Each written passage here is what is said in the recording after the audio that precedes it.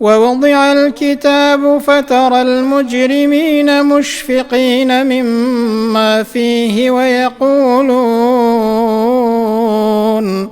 ويقولون يا ويلتنا ما لهذا الكتاب لا يغادر صغيرة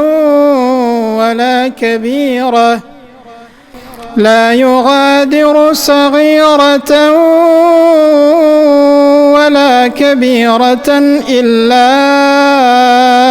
أحصاها لا يغادر صغيرة ولا كبيرة إلا أحصاها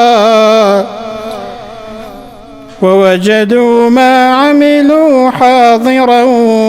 ولا يظلم ربك أحدا.